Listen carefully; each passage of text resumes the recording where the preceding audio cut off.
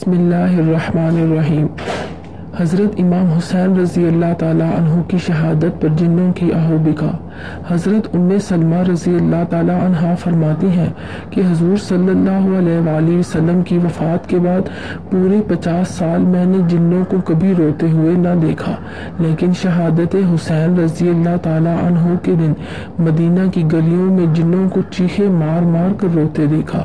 ایک دن عربی شعر پڑھتا اور خود بھی روتا اور دوسروں کو بھی رلاتا۔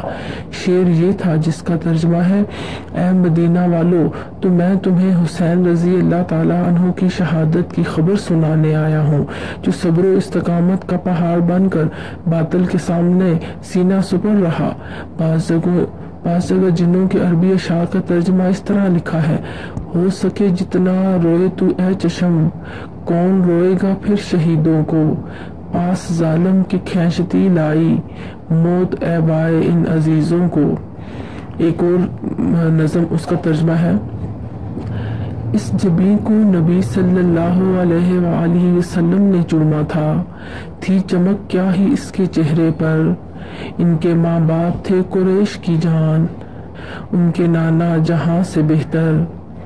وہ حسین رضی اللہ تعالیٰ عنہ جس کی پیشانی کو حضور صلی اللہ علیہ وآلہ وسلم نے اپنے لبوں سے چھوا اور جس کے رخساروں میں نور کی روشنی تھی، جس کے والدین قریش کے بڑے لوگوں میں سے تھے، جس کا نانا امام الانبیاء ہے۔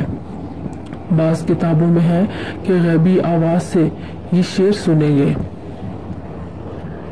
اے حسین رضی اللہ تعالیٰ عنہ کا رتبہ نہ جانتے ہوئے اس کو شہید کر دینے والوں، تمہیں بڑے عذاب اور سزا کی بشارت ہو۔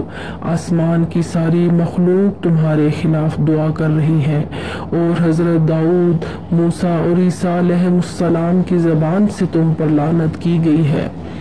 جب یزیدی قافلہ کربلا سے فارغ ہو کر کوفہ کی طرف رواں تھا تو راستے میں اچانک ایک دیوار پر یہ شعر لکھا ہوا سب نے دیکھا: کیا وہ لوگ جنہوں نے امام حسین رضی اللہ تعالیٰ عنہ کو شہید کیا ہے، قیامت کے دن حسین رضی اللہ تعالیٰ عنہ کے نانے کی شفاعت کی امید رکھ سکتے ہیں؟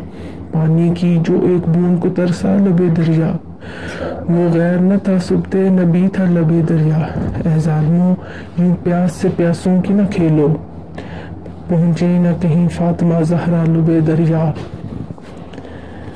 کیوں خود شہ ابرار ادھر پاؤں اٹھاتے، چل کر کہیں آیا کوئی دریا لبے دریا۔